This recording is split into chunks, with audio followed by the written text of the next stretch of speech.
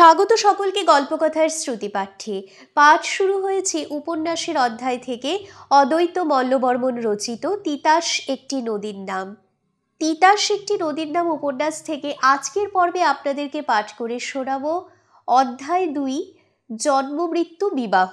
ইতিমধ্যে জন্মমৃত্যু বিবাহর প্রথম ভাগটি পাঠ সম্পূর্ণ হয়ে গেছে। আপনারা যারা এখনও জন্মমৃত্যু বিবাহর প্রথম ভাগ শোনেননি তাদের জন্য ডেসক্রিপশন বক্সে লিঙ্ক দিয়ে দেওয়া হলো, আপনারা সেখানে ক্লিক করে অনায়াসে শুনে নিতে পারবেন।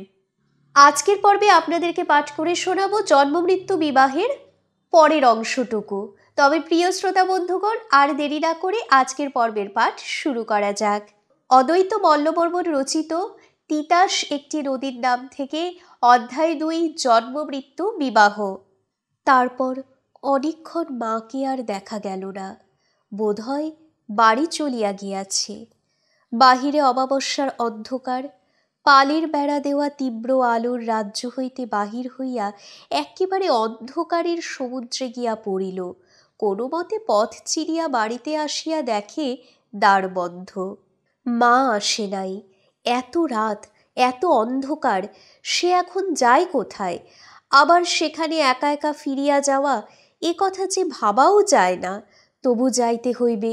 দুঃসাহসের জয়যাত্রা তাকে এখনই শুরু করিতে হইবে। দুর্জয় সাহসে বুক বাঁধিয়া অনন্ত কোনো দিকে না চাহিয়া পথ বাহিয়া চলিল। গল্পের মধ্যে যাদের কথা সে শুনিয়াছে, এখন তাদের সঙ্গে যদি দেখা হইয়া যায়? না, তাদের কারোর সঙ্গেই পথে দেখা হইল না। তারা বোধহয় জানে না অনন্ত আঁধারে একা এ পথ দিয়া যাইতেছে। জানিলে আসিত। অনেক লোক লইয়া তাদের কারবার। অনন্তর মতো এত ছোট মানুষ কাউকে ভুলিয়া যাওয়া তাদের অসম্ভব নয়। তার আত্মসম্মানে আঘাত পড়িল। সে তাদের কথা কত জানে, অথচ অনন্তর কথা তারা জানে না। এই বাড়িতেই পূজার সব কিছু দ্রব্য রাখা হইয়াছে। তার মা এই বাড়িতেই কোনো একটা ঘরে আছে হয়তো। অনেকগুলি পূজার উপকরণ সামনে লইয়া প্রদীপের পাশে বসিয়া আছে প্রতিমার মতো। কাছে দেখিতে পাইয়া অনন্তকে তাড়াইয়া দিবে না তো? পূজার জন্য মা তার কাপড়খানা পরিষ্কার করিয়া দিলেও মার মতো অত পরিষ্কার নয়, আর তাকে অত সুন্দর কোনো কালই দেখাইবে না। তবে তো এখন মার কাছে যাওয়া ঠিক হইবে না। কিন্তু আজ অন্ধকারে যে দুরন্ত সাহসের কাজ সে করিয়া ফেলিয়াছে, মা যদি তাহা জানে তবে নিশ্চয়ই তাকে কাছে ডাকিয়া নিয়া কোলে ঠিক না বসাইলেও পাশে বসাইয়া বুঝাইবে, তুমি অমনভাবে আঁধারে একা পথ চলিও না। সে বলিবে, তাতে কি মা, আমার তেমন ভয় করে নাই তো। মা বলিবে, তোমার ভয় না করিতে পারে, কিন্তু আমার ভয় করে। তুমি আঁধারে হারাইয়া গেলে তোমার মতো এমন আর একটি অনন্তকে আমি কোনো কালে পাইব না। মা তাহা হইলে সত্য কথাই তো বলিবে। কোথায় পাইবে আমার মতো আরেকটিকে? তেমন কাহাকেও দেখি না তো। না, মাকে কথাটা বলিতেই হইবে। একটা ঘরের দিকে আগাইয়া গেল। দরজা খোলা। ভিতরে প্রদীপ জ্বলিতেছে। তার আলোয় উঠানটাও কিঞ্চিত আলোকিত। এই আলোতে একটি ছেলেকে সন্দিগ্ধভাবে ঘুরিতে দেখিয়া কারো মনে সন্দেহ ঢুকিয়া থাকিবে। ছেলেটা পূজার কোনো দ্রব্য চুরি করিবার তালে আছে। সে খুব জোরে এক ধমক দিল। অনন্ত মাকে খুঁজিতেছে, এ কথা বলিবার অবসর পাইল না। লোকটা আগাইয়া আসিয়া সরিবার পথ দেখাইলে অনন্ত নীরবে পূজা মণ্ডপে চলিয়া আসিল। তাকে অসহায়ের মতো দাঁড়াইয়া থাকিতে দেখিয়া কে একজন দয়া পরবশ হইয়া তার দিকে চাহিল। এই, তুই কার ঘরের? অনন্ত এই প্রশ্নের অর্থ বুঝিল না। অপুলা, তোর বাপ কেডা? বাপ নামক পদার্থটা যে কি অনন্ত তাহা কিছু কিছু বুঝিতে পারে। এই পাড়ার সমবয়সী অনেক ছেলেরই বাপ নামক এক একটি লোক আছে। বাজারের ঘাট হইতে ছোলা ভাজা, মটর ভাজা, বিস্কুট, কমলা কিনিয়া দেয়। সকালে রাতের জাল বাহিয়া আসিয়া কারে বা কোলে নেয়, কারে বা চুমু খায়, কারে বা বিছাবিছি কাঁদায়। দুপুরে নিজ হাতে তেল মাখাইয়া তিতাসের ঘাটে নিয়া স্নান করায়, পাতে বসাইয়া খাওয়ায়, মাছের ডিমগুলি বাছিয়া বাছিয়া মুখে তুলিয়া দেয়। এইসব অনন্তর একদিনের দেখা অভিজ্ঞতা নয়, অনেক দিন দেখিয়া মনে মনে পর্যালোচনা করিয়া তবে সিদ্ধান্তে আসিয়াছে যে বাপেরা এইসব করে। আরও দেখিয়াছে মালোপাড়ার ছেলেদের গায়ে যে লাল নীল জামা, এসবও ওই বাপেরাই কিনিয়া দেয়। যাদের বাপ আছে তারা শীতে কষ্ট পায় না, অনন্ত কষ্ট পায় তার বাপ নাই বলিয়া। এ ঠিক মার কাজ নয়, কিন্তু তারও বাপ থাকিতে পারে, বা কেউ একজন ছিল, এ প্রশ্ন কোনোদিন তার মনে জাগে নাই। মাও কোনোদিন বলিয়া দেয় না, অথচ মা কত কথা বলিয়া দেয়। বড় অদ্ভুত প্রশ্ন, আগে কেউ এ প্রশ্ন করে নাই। অনন্ত এর কোনো জবাব খুঁজিয়া পাইল না। তুই কার লগে আইছস? এইবারের প্রশ্নটা সোজা। একটু আগেই সে আধার জয় করিয়া আসিয়াছে, সঙ্গে তার কেউ ছিল না, জানাইল একলা আসিয়াছে। এই বলদটা কার ঘরের রে বিপিন? বিপিন নামক যুবকটি প্রশ্নকর্তার কৌতূহল এই বলিয়া নিবৃত্ত করিল, তুমি থাকো পরের গ্রামে, নিজের গ্রামে কে গেল কে আসিল তুমি কি করিয়া জানিবে? এর মা বিধবা, গায়ে নূতন আসিয়াছে, কালো বরণ ব্যাপারীর বাড়ির কাছে বসতি নিয়াছে। রাত পোয়াইলে দেখিয়া যাইও, ছোট ঘরখানাতে থাকে খায়। বিপিন একটা পাতলা কাঁথা গায়ে জড়াইয়া উত্তর দিতেছিল। লোকটার কানের কাছে মুখ নিয়া বলিল, ছোট ঘরে বসত করে বড় গুণবতী, হি হি হি হি। অনন্ত কি ভাবিয়া প্রতিবাদ করিল, না না, কিন্তু তাকে শীতে কাঁপিতে দেখিয়া একজন নিজের দিকে হাতছানি দিয়া ডাকিল। মণ্ডপের সামনে টিনের চাল বাঁশের খুঁটি দিয়া একখানা ঘরের মতো খাড়া করিয়া সামনের দিক খোলা রাখিয়া আর 3 দিক চটে মুড়িয়া দিয়াছে। পূজা হইবে অনেক রাতে। ছেলে বুড়া অনেকেই কাঁথা দিয়া আসিয়া সেই ঘরে চটের ঢালা বিছানার উপর এখনই শুইয়া পড়িয়াছে। সেই ঘর আর মণ্ডপের মাঝামাঝি স্থানে মোটা মোটা আমের কাঠ দিয়া রাতের মতো আগুনের ধুরি করিয়াছে। ইহাকে ঘিরিয়া 10-12 জনে গায়ে গা ঠেকাইয়া বসিয়াছে। হাঁড়ি ভরা তামাক টিকা কাছেই আছে। 5-6টা হুঁকা জ্বলিতেছে নিবিতেছে। আগুনের তাপে আর তামাকের ধকে তারা একসঙ্গে উত্তাপিত হইতেছে। এদের সকলেরই দেহে বয়সের ছাপ, কান পর্যন্ত ঢাকিয়া মাথা বাঁধা। কারো কারো গায়ে সুতি কম্বল, অনেকের গায়ে কাঁথা, তার উপর মুখে দাড়ি গোফের জঙ্গল। এই তীব্র আলোকের উজ্জ্বলতায় তাহাদিগকে অপার্থিব দেখাইলে তাহা অনন্তর চোখের দোষ নয়। তাদেরই একজনের আহ্বানে অনন্ত ধীরে ধীরে দ্বিধা সংকুচিত চিত্তে তার কাছে গিয়া দাঁড়াইল। শীত করে? অনন্ত ঘাড় কাত করিয়া জানাইল, করে। পীড়ার নাই? মাথা নাড়িয়া জানাইল, নাই। ইখানে বইয়া পড়ো। শরৎ কাকা, একটু ঘুইরা বও, জাগা দেও, কাঁপতাছে। অনন্ত ঠিক তাদেরই মতো করিয়া বসিল। তাদেরই মতো করিয়া হাত বাড়াইয়া আগুনের উষ্ণতা ছিড়াইয়া আনিয়া গালে মুখে মাখাইতে লাগিল। শুক্লার বউ পূজার আয়োজন দেখিতে আসিয়াছিল। ভাড়ার ঘরের বারান্দায় উঠিয়া ডাকিল, অ দিদি, অনন্তর মা, দেখা যাও, তোমার অনন্তর কাণ্ড, বুড়ার দলে মিশা তোমার পুলা বুড়া হইয়া গেছে। পূজার নৈবেদ্যগুলি সাজাইবার পর এই এখন তার ছেলের কথা মনে পড়িয়াছিল। মনে করিয়াছিল, হাতে যখন কাজ নাই তখন ছেলেটাকে একবার তালাশ করিয়া আসি। এমন সময় শুক্লার বউর ডাক দেখিয়া তারও হাসি পাইল, বড় করুণাও জাগিল ছেলের উপর। ছেলের কেবল আধখানা পিঠ তখন দেখা যাইতেছে। 7 পরতা মেঘে যেমন চাঁদ ঢাকা পড়ে, অনন্তর দেহখানাও বুড়াদের জবরজঙ্গিবার আড়ালে তেমনিভাবে ঢাকা পড়িয়া গিয়াছে। মা কতক্ষণ দাঁড়াইয়া দেখিল। একসময় দেখা গেল একখানা ছোট হাত 2 পাশের বুড়া 2 জনের কাঁথা কাপড় সরাইবার দুঃসাধ্য চেষ্টা করিতেছে। কারণ সেই সময় ঠান্ডা বাতাস অনুভব করিয়া বুড়ারা আগুনে ঘনিষ্ঠ হওয়ার চেষ্টা করিতেছিল। যাই হোক, চকিতের মধ্যে মেঘের রাশি অপসারিত করিয়া ছোট মুখখানা জাগিয়া উঠিল। মা এদিকে আছে, তারই জন্য বোধহয় চাঁদ এদিকে ফিরিয়া দেখা গেল। সে চাঁদ অগৌরে আবার মেঘে ঢাকা পড়িল, ভালো মানুষের দলেই গিয়া মিশিয়াছে, এই কথা বলিয়া মাও অগৌরে কার্যান্তরে চলিয়া গেল। অনন্তর পূজা দেখা হইল না। ভিতরে যারা ঘুমাইয়াছিল ঘুম পাইলে তাদের দলে ভিড়িয়া অনন্তও একসময় তাদের গা ঘেঁষিয়া শুইয়া পড়িল। একসময় কাশি ঘণ্টা বাজাইয়া পূজা হইয়া গিয়াছে। তারা উঠিয়া পূজা দেখিল, প্রণাম করিল, প্রসাদ পাইল। যেসব ছেলে বাপ ভাই জ্যাঠাখুড়ার সঙ্গে আসিয়াছিল তারা তাদের সঙ্গে চলিয়া গিয়াছে। অনন্ত কারোর সঙ্গে আসে নাই। তার ঘুমও কেউ ভাঙাইল না। ঘুম যখন ভাঙিল তখন অনেক বেলা, এ ঘরে একজনও শুইয়া নাই। কিন্তু যত ভিড় পাড়ার ভিড় গায়ের লোক বিহারের বাজার করিতে আসিয়াছিল তারা এখন প্রতিমার নিকট ভিড় জমাইয়াছে। ওই বাড়িতে মা ছিল, যদি সেখানে গিয়া মাকে পাওয়া যায়, এই ভাবিয়া চোখ মুছিতে মুছিতে সেই পথেই রওনা হইল। মা সেখানেই আছে, আর সেখানে জমিয়াছে একপাল তারই মতো বয়সের ছেলে মেয়ে। বড় একটা পিতলের গামলাতে সবগুলি নৈবেদ্যের প্রসাদ ঢালিয়াছে তার মা নিজ হাতে মাখিতেছে। চিনি বাতাসা সন্দেশ কলা আর আলু চাল আরও নানা জিনিস সব একসঙ্গে মাখিয়া মা প্রসাদ বানাইতেছে। যত ছেলের দল চুপ করিয়া চাহিয়া আছে সে প্রসাদের দিকে আর অনন্তর মার মুখের দিকে, প্রসাদ প্রস্তুতরত হাতখানার দিকে। মার একেবারে সামনে গিয়া পড়া যুক্তিযুক্ত মনে হইল না। সেও ছেলের দলে মিশিয়া তাদেরই একজন হইয়া মাকে দেখিতে লাগিল।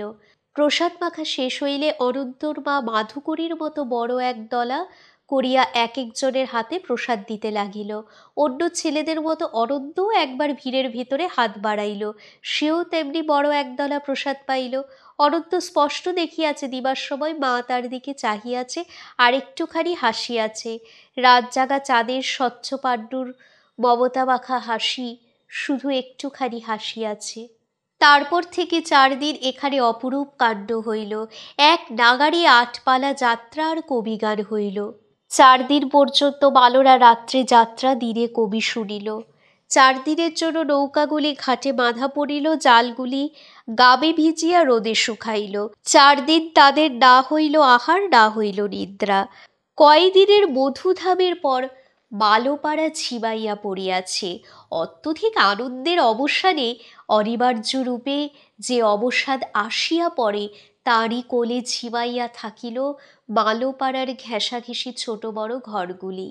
এর ব্যতিক্রম কেবল রামকেশবের ঘর, যার ঘরে নিত্য নিরানন্দ আনন্দাবসানের দুঃখের আধার সে ঘরে দুলিয়া ওঠে না, ঘনাইয়া আসে না শ্রাদ্ধির অবসন্ন কালো মেঘ। গরিব বলিয়া মাতব্বরেরা বলিয়াছিল, রামকেশব, তোমার পাগলার চাঁদা বাদ দিলাম, তোমার চাঁদা দিয়া দেও। তারা লণ্ঠন লইয়া উঠানে বসিয়াছে, দিবে না বলা চলিবে না। তাদের হাতে হুকা দিয়া রামকেশব ডাক দিল, মঙ্গলা রে, অমঙ্গলা, তুই না জাল কিনতে চাইছিলি? টাকা থাকে তো লইয়ায়। ঝড়ের ঢেউ বুকে করিয়া জালটা বাহির করিলে যার হাতে চাঁদার কাগজ ছিল সে বলিল, জালটা অখন বেচছ না কিশোরের বাপ? তোমার চাঁদা ছাড়াও পূজা হইব, কিন্তু জাল বেচলে আবার জাল করতে দেরি লাগব। আমি মাতব্বররায়ে সমঝামু। এজন্য রামকেশবের মনে একটা সংকোচ ছিল, চাঁদা দিবে না অথচ পূজার প্রসাদ খাইবে। পরের চাঁদায় গান হইতেছে, সে গান যে বসিয়া বসিয়া শুনিবে, লোকে তার দিকে চাহিয়া কি মনে করিবে? পূজার 1 রাত ও গানের 4 দিন 4 রাত সে পাগলকে ঘরে বাঁধিয়া রাখিল এবং নিজে না দেখিল পূজা, না পাইল প্রসাদ, না শুনিল গান। 4 রাত ধরিয়া খালের মুখে একটানা জাল পাতিয়া রাখিল। তাহাতে সে প্রচুর মাছ পাইল এবং চড়া দামে বেচিয়া কিছু টাকা পাইল। কিন্তু গরিবের হাতে টাকা পড়িলে উড়িবার জন্য ছটফট করে। পরিবারকে জানাইল পাগলের মঙ্গলের জন্য আলন্তির দিনে সে কয়েকজন লোককে খাওয়াইবে। বুড়ি বলিল, ওই দিন তো ঘরে ঘরে খাওয়ার আরব্য, তোমার ঘরে ক্যাডায় খাইতে আইব কও? কথাটা ঠিক। কালী পূজার সময় গান বাজনায় আমোদ আহ্লাদে মালোরা অনেক টাকা খরচ করে সত্য, কিন্তু খাওয়া দাওয়ার জন্য খরচ করে এই উত্তরায়ণ সংক্রান্তির দিনে। এই দিন পৌষ মাসের শেষ। 5-6 দিন আগে থেকেই ঘরে ঘরে গুড়ি কোটার ধুম পড়ে, মুড়ি ভাজিয়া ছাতু কুটিবার তোড়জোড় লাগে। চাউলের গুড়ি রোদে শুকাইয়া খোলাতে ঢালিয়া পিঠার জন্য তৈরি করিয়া রাখে। পরবের আগের দিন সারা রাত জাগিয়া মেয়েরা পিঠা বানায়।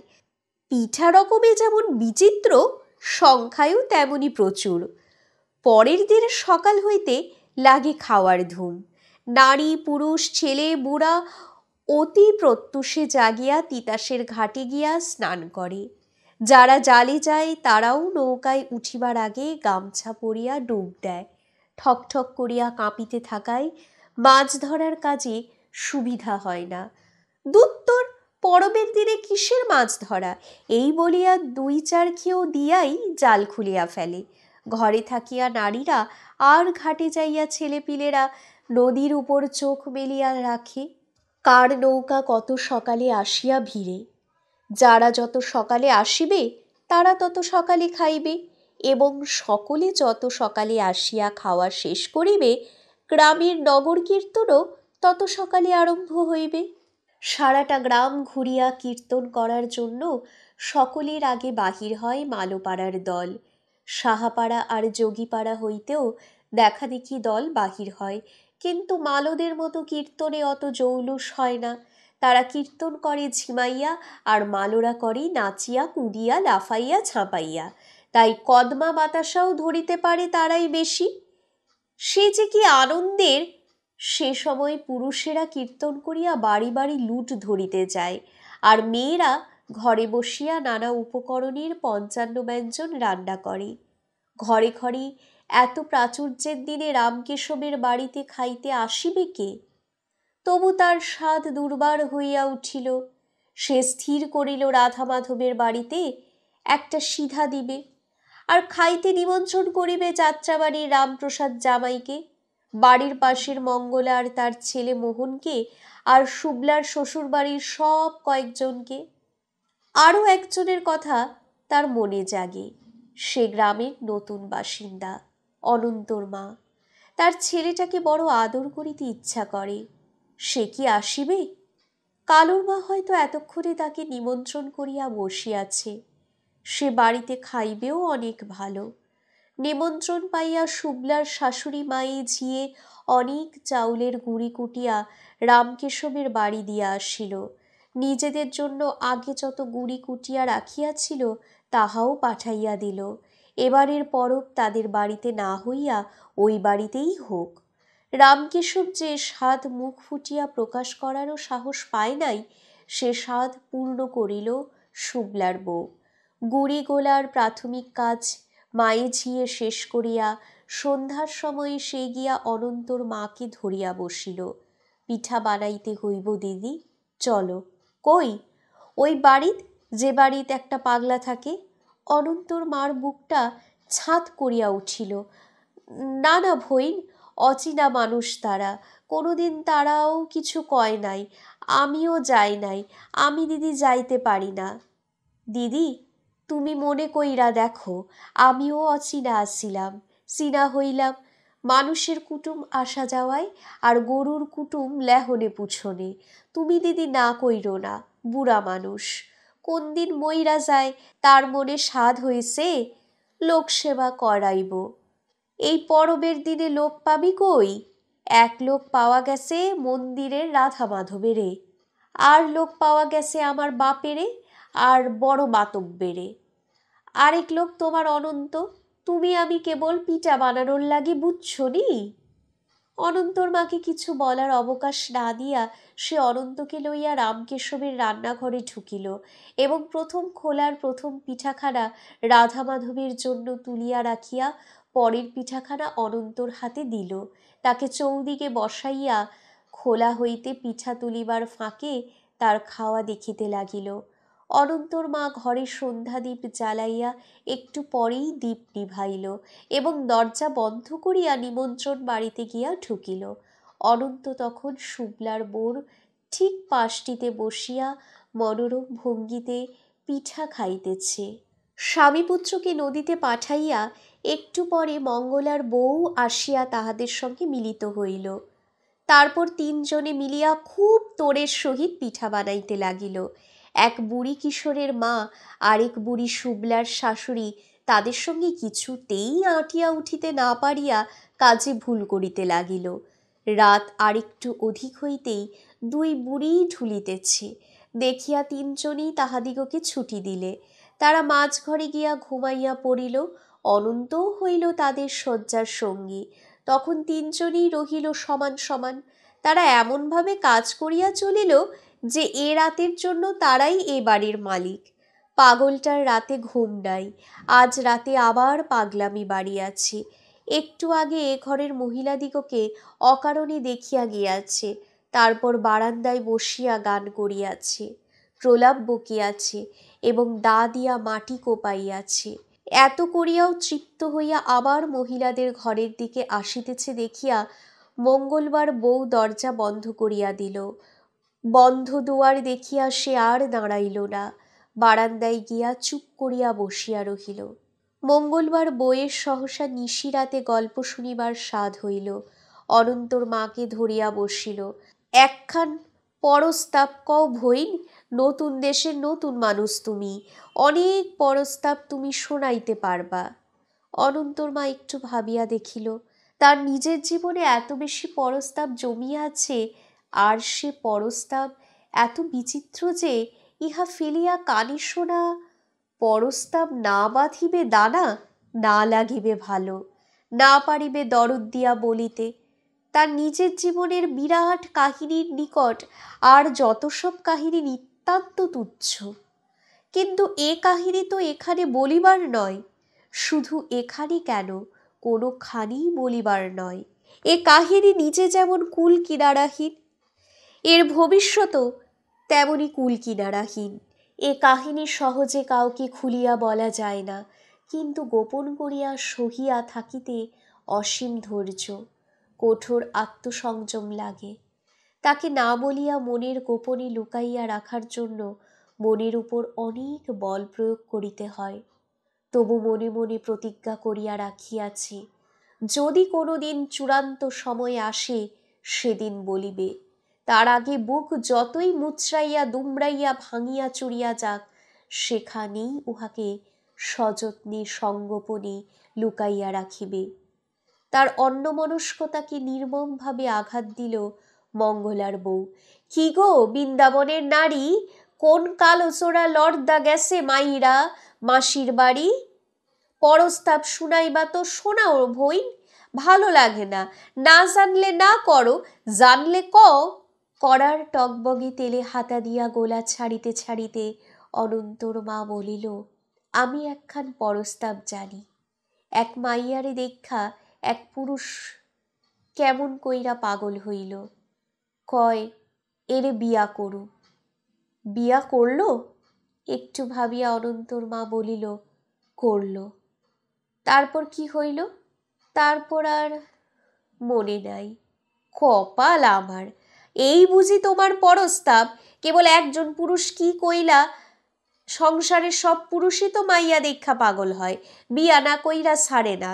কিন্তু বিয়া করার পরে কি হয় সেইখানেই তো আসল কথা। তুমি ভইর আসল কথাই শুনাইলা না, সাইপ্পা গেলা। জানি না দিদি, জানলে কইতাম। এইবার কথা কহিল শুভলার বউ। অনন্তর মার কথায় সে চমকাইয়া উঠিয়াছিল। এ মেয়ে এ কথা জানি কি করিয়া? কথার পিঠে সে কথা দিল। আমি জানি ওই মাইয়া পাগল কি কইরা সত্যের পাগল হইয়া গেল, আর তার বন্ধু কি কইরা মারা গেল, কিন্তু কমু না। শুভলার বউ একটু থামিয়া আবার বলিতে লাগিল, পাগল আর বন্ধু যখন ছোট ছিল, একজনের মা তখন তাদের দুজনকেই খুব ভালোবাসিত। একজন তখন 9-10 বছরের মেয়ে। মাঘ মণ্ডলের দিনে দুই বন্ধু তার চোয়ারি বানাইয়া দিয়াছিল। সেই দিন মা ঠিক করিয়া রাখিল দুইজনের যে কোনো জনকে মেয়ে সঁপিয়া দিবে। শেষে স্থির করিল বড়জনই বেশি ভালো, তাকেই মেয়ে দিবে। সে যেদিন পাগল হইয়া ফিরিয়া আসিল, সেদিন মত গেল বদলাইয়া। মেয়ের বাপ তখন পাগলের বাপকে খালি এড়াইয়া চলিতে চায়। পাগলের বাপ ডাকিয়া বলে, তুমি আমারে এড়াইয়া চলো কেন? বাজারে যাইতে আমার উঠান দিয়া না গিয়া রামগতির উঠান দিয়া ঘুরিয়া যাও কেন? আমি কি জানি না আমাকে কপাল ভাঙিয়াছে? পাগলের নিকট বিয়া দিতে আমি কেন তোমাকে বলিব? তারপর একদিন ঢোল ঢাক বাজাইয়া মেয়ের বিয়া হইয়া গেল। কার সঙ্গে হইল জানি, কিন্তু বলিব না। আরও জানি, বিয়ার পর বন্ধু গেল জিওলের খেপ দিতে। বড় নদীতে একদিন রাত্রিকালে তুফান উঠিল। নৌকা শাঁসা করিয়া ছুটিয়াছে, মানাইতে পারে না। মালিকেরা চতুর মানুষ, তারা নিজে কিছু না করিয়া যাকে জন খাটাইতে নিয়াছে, বিপদ আপদের কাজগুলি সব তাকে দিয়াই করায়। নৌকা তীরে ধাক্কা খাইয়া চৌচির হইবে, তার আগেই তো নৌকার 5 জনে তীরে ঝাঁপাইয়া পড়িয়া হাত দিয়া কাঁধ লাগাইয়া পিঠ ঠেকাইয়া নৌকার গতিরোধ করিবে। এই ঠিক করিয়া সকলে নামিবার জন্য প্রস্তুত হইল, কিন্তু কার্যকালে শুধু ওই বন্ধু নামিল, আর কেউ নামিল না। তারা বিশ্বাসঘাতকতা করিল, শেষে ওই বন্ধু নৌকার ধাক্কায় চিত হইয়া পড়িয়া গেল আকাশে। না পড়িয়া উপায় আছে? নৌকা তার বুকখানা মথিয়া পিণ্ড করিয়া দিল। আর সেই নৌকা কার নৌকা সবই জানি, কিন্তু বলিব না। জানো যদি, তবে কইবা না কেনে? চোখে জল আইয়া পড়ে দিদি, কইতে পারি না। একজনের কথা যে কইলা, সে মাইয়া কে? তার নাম বাসন্তী। সে অখন নাই, মারা গেছে। আবহাওয়া বড় করুণ ও ভারাক্রান্ত হইয়া উঠিল। মঙ্গলার বউ এই রকম আবহাওয়া সহিতে পারে না। হালকা করিবার জন্য কথা খুঁজিতে সহসা বলিয়া উঠিল, আমিও জানি। মঙ্গলার বউ বিজ্ঞের ভঙ্গিতে কথাটা বলিয়া খোলার একখানা পিঠার প্রতি এমন মনোযোগ দিল, যেন 2 জনে পায়ে ধরিয়া সাধিলেও যা জানি তা খুলিয়া বলিবে না। মঙ্গলার বউর রসাল গল্পটা শুরু না হইতেই আবহাওয়া আবার থমথমে হইয়া পড়িল। আজ 2টি নারীর মনের কোথায় যে কাঁটা বিঁধিতেছে কে বলিবে?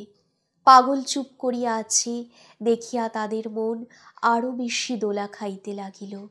হয়তো সে ভাবিতেছে, কি ভাবিতেছে? সে যে ভাবিতে পারিতেছে, ইহা কল্পনা করিয়া তাদের বুকে কোনো সুদূরের ঢেউ আসিয়া আছড়াইয়া পড়িতেছে। অনন্তর মার মন উদ্দাম হইয়া উঠিল। কও না গো ভৈর, তোমার কথাখান বিস্তারিত কইরা শুনি, পরাণ সার্থক করি। কিন্তু মুখের শ্লেষে বুকের বেদনা ঢাকা পড়ে না। যে কাহিনীর বিয়োগান্তিকা নায়িকা সে নিজে। সখীর সে কাহিনী আগাগোড়া জানা আছে, কিন্তু যাকে নিয়া এত হইল সেই যে শ্রোতা, এ কথা সে জানে না। এর চাইতে আর বিচিত্র কি হইতে পারে? অনন্তর মার নির্বন্ধাতিশয্যে শুক্লার বউ প্রবাসখণ্ডে কিশোরের পত্নী লাভ এবং পত্নী অভাবে পাগল হওয়ার বিবরণ বর্ণনা করিয়া কহিল, কন্যা, এই বর্তের নি এই কথা। অনন্তর মা অশ্রু গোপন করিয়া বলিল, হ, তবে ঘটে দেও বেলপাতা। তার পরের যেটুকু অনন্তর মার জানা ছিল না, সে কাহিনী আরো করুণ। কিশোরকে বঞ্চিত করিয়া বাসন্তীর কিভাবে বিবাহ হইল এবং শুক্লা কি করিয়া মারা গেল। শুক্লার বউ ঘটনা কয়টি আর একবার বলিল। তারপর পাগল তো বাড়ি আসিল। বাপ মনে করিয়াছিল আনিবে টাকা, সেই টাকায় বাসন্তীরে আনিবে ঘরে, কিন্তু তার বাড়া ভাতে পড়িল ছাই। সে আসিল পাগল হইয়া। বাসন্তীর বাপ দীননাথ, সে এখন রামকেশবকে এড়াইয়া চলে। আগে 2 জনে ভাবছিল, পরে বাসন্তীকে কিশোরের সঙ্গে বিবাহ দিবার কানাঘুষা যখন চলিতে লাগিল, ভাবটা তখন খুবই বাড়িয়াছিল। এখন দীননাথ এ বাড়ির উঠানও মাড়ায় না। ঘাটে দেখা হইলে পাশে কিছু জিজ্ঞাসা করে, এই ভয়ে সে পাশ কাটাইয়া যায়। একদিন কিন্তু কিছুতেই পাশ কাটাইতে পারিল না। রামকেশব তাহাকে হাত ধরিয়া শোনাইয়া দিল, আসমানে চাঁদ উঠলে পর লোকে জানে, আমার কিশোর পাগল হয়েছে বেবাক লোকেই জানে, আমি কি আর ঘুরসাপ দিয়া রাখছি? দীননাথ চুপ করিয়া থাকে। আমি কি মাথার কিরা দিয়া কই যে বাসন্তীরে আমার পাগলের সাথে বিয়া দেও? কি যে তুমি কও দাদা, সেই কথা তুমি কি কইতে পারো? তোমাকে আমরা চিনি না, তবে এমন এড়াইয়া বেড়াইয়া চলো কেনে ভাই? এড়াইয়া চলি তোমার কষ্ট দেখা বুক কান্দে তাই। আমার কষ্ট নিয়ে আমি আসি, তার জন্যে তোমরা কেনে কান্দো? দীননাথের বুক বেদনায় টনটন করিয়া ওঠে। একমাত্র ছেলে পাগল হইয়া গিয়াছে, ঘর দুয়ার ভাঙে, জিনিসপত্র লণ্ডভণ্ড করে, গলা ফাটাইয়া কাঁদে। বুড়া তাকে নিয়া কি বিপদেই পড়িয়াছে। একই শেষ বয়স, তার উপর এই দাগা। এই কয় মাসে তাকে দ্বিগুণ বুড়া বানাইয়াছে। আর বুড়ি, তার দিকে আর চাওয়া যায় না। অনেক কান্না জমাট বাঁধিয়া তাকে বোবা বানাইয়াছে। তাহাদিগকে সান্ত্বনা দিবার চেষ্টা করা অপেক্ষা ইহাদিগকে এড়াইয়া চলা অনেক সহজ। বাসন্তীর বিয়া কোনখানে ঠিক করলা? দীননাথ অপরাধীর মতো বলে, আমি তো চুপ কইরা আসছিলাম, গোলমাল লাগাইছে আমার পরিবার, কয় সুবল খুব ভালো পাত্র, তারই ডাক দিয়া গিয়া বাসন্তীরে পার করো। একদিন শুক্লার সঙ্গে বাসন্তীর বিবাহ হইয়া গেল। সেই এক রাত, আকাশে চাঁদ আছে, তারা আছে। দীননাথের উঠানে কলা গাছের তলায় বাসন্তীকে সুবল হাতে হাত দিয়া বউ করিতেছে। মেয়েরা গীত গাহিতেছে, হুলুধ্বনি দিতেছে, জোরে জোরে বাজনা বাজিতেছে। এত জোরে বাজিতেছে যেন রামকেশবের কানের পর্দা ছিঁড়িয়া যাইবে। একটা টিমটিমে আলোর সামনে রামকেশব তামাক টানিতেছে, হুকার শব্দে বাজনার শব্দ ঢাকিবার চেষ্টা করিতেছে। তার পাশে বুড়ি বসিয়া বসিয়া ঝিমাইতেছে। গভীরভাবে কিছু বুঝিবার মতো বোধশক্তি তার আর অবশিষ্ট নাই। আর বোধশক্তি নাই পাগলটার। সে অর্থহীনভাবে একটা পুরানো জাল টানিয়া ছিঁড়িতেছে। অনেক রাত অবধি সে বাজনা চলিল। তারপর এক সময় উহাও নিস্তব্ধ হইয়া গেল। তখন বুঝি বিবাহ বাড়ির সকলেই ঘুমাইয়া পড়িয়াছে। কিন্তু বুড়া বুড়ির চোখে সে রাতে আর ঘুম আসিল না। তারপর একটি দুইটি করিয়া 5টি বছর গত হইল। এই 5 বছরে অনেক কিছুই ঘটিয়াছে, কিন্তু কে মনে রাখিয়াছে? তবে একটি ঘটনা মালোপাড়ার অনেকেই মনে রাখিয়াছে। সে হইতেছে সুবলের মৃত্যু। বড় মর্মান্তিকভাবে মরিয়াছে সুবল। কালো বরণের বড় নৌকায় করিয়া জিওলের খেপ দিতে গিয়াছিল। সুবল বলিয়াছিল, আমাদের ভাগীদার হিসাবে নেও। তারা বলিয়াছিল, নৌকা আমাদের পুঁজি, আমাদের ভাগীদার হিসাবে নিব কেন? মাসিক বেতনে নিব। শুনিয়া সুবলের বউ বলিয়াছিল, তবে গিয়া কাম নাই, কিন্তু বিবাহ করিয়াছে, লোকজন খাওয়াইয়াছে, হাতের টাকা কড়ি খরচ হইয়া গিয়াছে। সামনে দুরন্ত আষাঢ় মাস, এই দুঃসময়ে সে নিজে কি খাইবে, বউকে কি খাওয়াইবে? কাজেই বেতনধারী হইয়া না গিয়াই বা কি করে? এখন লোক যদি হয় বেতনধারী, পুঁজিদার হয় তার মালিক, তাকে সেই মালিক তখন চাকরের মতো জ্ঞান করে। মেঘনা নদীর মাঝখান দিয়া কালো বরণ ব্যাপারীর নৌকা চলিতেছিল। এমন সময় আসিল তুফান। ঈশান কোণের বাতাস নৌকাটাকে ঝাঁটাইয়া তীরের দিকে নিয়া চলিল। সকলে প্রস্তুত হইল তীরে ধাক্কা লাগিবার আগেই তারা লাফাইয়া নামিয়া পড়িবে এবং একযোগে ঠেলিয়া নৌকার গতিবেগ কমাইয়া আসন্ন দুর্ঘটনা নিবারণ করিবে। আগে সুবলের উপর আদেশ হইল, শীঘ্র লগি হাতে লাফাইয়া তীরে গিয়া পড়িয়া লগি ঠেকাইয়া নৌকাটাকে বাঁচা, তোর সঙ্গে আমরাও লাফ দিতেছি। বেতনধারী লোকের মনে মুনিবের প্রতি প্রবল একটা বাধ্যবাধকতা বোধ থাকে, তাই সুবল ফলাফল না ভাবিয়া মালিকের আদেশ মতো লাফাইয়া তীরে নামিল। কিন্তু আর কেউ ভয় নামিল না। সুবল লগিটার গোড়াটা নৌকার দিকে ছুঁড়িয়া মাঝখানটাতে কাঁধ লাগাইতে গেল, তাহাতে নৌকার বেগ যদি একটু কমে। বেগ কমিল না, ঢালু তীর। সবেগে নৌকা তীরে উঠিয়া আসিল। সুবল নৌকার তলায় চাপা পড়িল, আর উঠিল না। বাসন্তীর হাতের শাখা ভাঙিল, কপালের সিঁদুর মুছিল, কিন্তু জাগিয়া রহিল একটা অব্যক্ত ক্রোধ। 4-5 বছরে সে অনেক কিছু ভুলিয়াছে। স্বামীর জন্য আর তার কষ্ট হয় না। স্বামী বড় নিদারুণ মৃত্যু মরিয়াছে। এ কথা মাঝে মাঝে মনে হয়, কল্পনা করিতে চেষ্টা করে। একটা মনিবের অসঙ্গত আদেশ আরেকটা নিরুপায় ভৃত্যের তাহা পালনের জন্য মৃত্যুর মুখে ঝাঁপাইয়া পড়ার দৃশ্যটা। একটা পড়ার পুঁথির মতো পাগলের মনের উপর দিয়া তার পাগলামির ইতিহাসখানা পাতার পর পাতা উল্টাইয়া গেল। পূর্বস্মৃতি হয়তো তাকে খানিকক্ষণের জন্য আত্মস্থ করিয়া দিল। সে নিজের দিকে, জগতের দিকে তাকাইবার সহজাত ক্ষমতা ফিরিয়া পাইল না। হয়তো পাইল না। দুইটি নারী তার রান্নাঘরে পিঠা বানাইতেছে, দুইটির সহিতই তার জীবনের সম্পর্ক সুগভীর।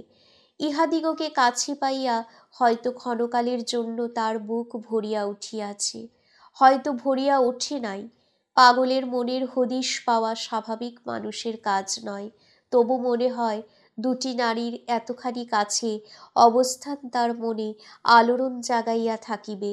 তাহা না হইলে হাঁড়িকুড়ি না ভাঙিয়া, জালদড়ি না ছিঁড়িয়া ভালো মানুষের মতো সে স্থির হইয়া বসিয়া কাঁদিবে কেন? এ ঘরে শুক্লার বউ কাহিনী শেষ করিয়া আনিয়াছে, আর এ ঘর হইতে শোনা যাইতেছে বারান্দাতে পাগল ফোঁপাইতেছে তার শব্দ। অনন্তর মা অনেক করিয়াও মনের বেদনা চাপিতে পারিতেছে না। বুকের ভেতরটা মোচড় দিয়া উঠিতেছে, বুঝি এখনই কান্নায় ফাটিয়া পড়িবে। কিন্তু সব কিছু চাপিতে চাপিতে এমনই অভ্যাস হইয়া গিয়াছে যে মনের জোরে সে পাথরের মতোই শক্ত হইয়া যাইতে পারে। কেরোসিনের আলোতে তার পাণ্ডুর মুখের দিকে চাহিয়া শুক্লার বউ শিহরিয়া উঠিল। নিশীথ রাত্রির স্তব্ধতার মাঝে মুখখানা একেবারে অপার্থিব আকার ধারণ করিয়াছে। ক্ষণিকের জন্য তার মনে একটা সন্দেহ উঁকি দিয়া গেল। এই কি সেই নয়াগাঙের বুকে যাহাকে ডাকাতে লইয়া গিয়াছিল? দিনের আলোকে যাহাকে সত্য বাস্তব মনে করা যাইত, রাতের গহনে তাহাকেই অবাস্তব রহস্যে রূপান্তরিত করিয়া দেয়। শুক্লার বউর বাস্তব বুদ্ধি লোপ পাইল। নিশার গহনতা তার কল্পনার দূরত্বকে অস্পষ্ট করিয়া দিল। তার মনে হইল, হাঁ সেই, তবে রক্ত মাংসের মানুষ সে নয়, তার প্রেতাত্মা। মঙ্গলার বউ তার ভাবান্তর লক্ষ্য করিয়া মনে করিল সেমনির ঘুম পাইয়াছে। বলিল, জালা শুক্লার বউ, অনন্ত পাশে গিয়া শুইয়া থাক। শুইয়া ঘুমন্ত অনন্তকে বুকে চাপিয়া ধরিয়া শুক্লার বউ বুঝিতে পারিল এতক্ষণে সে বাস্তবের মৃত্তিকা স্পর্শ পাইয়াছে। সকালে পাগল আবার যা ছিল তাই হইয়া গেল। অনন্তর মা রাতে চোখ বোঝে নাই। শুক্লার বউ, মঙ্গলার বউ অনন্ত অকাতরে ঘুমাইতেছে, আর ঘুমাইতেছে বুড়ি। বুড়া রাতের জালে গিয়াছে, আসিতে অনেক দেরি হইবে। বেলা হইয়াছে, কিন্তু অনন্তর মার দিকে কেহই চাহিয়া থাকে নাই। তার বুক ধড়াস ধড়াস করিতে লাগিল। একখানি ধুচনিতে কয়েকখানি পিঠা তুলিয়া পরিপাটি করিয়া সাজাইল। মনে চিন্তার ঢেউ। পাগলের চোখে সারা রাত ঘুম ছিল না। বারান্দায় বেড়া দেওয়া খুপড়িতে সে ছিল, দা দিয়া মেঝের মাটি চষিয়া ফেলিয়াছে। অনন্তর মা তার সামনে গিয়া দাঁড়াইল। সে ঘাড় তুলিয়া চাহিল, দা উঁচাইয়া কোপ মারিতে আসিল। অনন্তর মা নড়িল না। এক হাতে ধুচনি আগাইয়া দিল, আরেক হাতে তার পিঠে মাথায় স্পর্শ করিতে লাগিল। কোন সুন্দরী যেন বনের এক জানোয়ারকে বশ করিতে যাইতেছে। পাগল তার দায়ের উদ্যত কোপ থামাইল, কিন্তু শান্ত হইল না। দায়ের ঘাড়ের দিকটা দিয়া অনন্তর মার পিঠে আঘাত করিল। অনন্তর মা ভ্রুক্ষেপ করিল না। একটু হাসিবার চেষ্টা করিয়া একখানা পিঠা তার মুখে তুলিয়া দিল। পাগল মুখ ফিরাইয়া উঠানে নামিল, নামিয়া একদিকে দৌড় দিল। অনন্তর মার বুক আশায় ভরিয়া উঠিল, তবে পাগল হয়তো একদিন ভালো হইয়া যাইবে।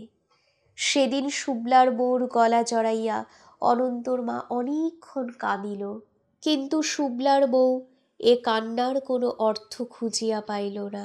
জন্ম মৃত্যু বিবাহ এই অধ্যায়ের বাকি অংশটুকু শুনতে হলে আমাদের চ্যানেল ফলো করুন, আর আমাদের চ্যানেল ফলো করতে হলে আমাদের চ্যানেলটিকে অবশ্যই সাবস্ক্রাইব করে ফেলতে হবে গল্পকথার শ্রুতিপাঠ্য, এবং পাশে দেওয়া বেল আইকনটি প্রেস করে অল নোটিফিকেশন অন করে দিতে একদম ভুলবেন না, যাতে আমাদের অডিও বুক আপলোড করার সাথে সাথেই আপনাদের কাছে ইনস্ট্যান্ট নোটিফিকেশন পৌঁছে যায়।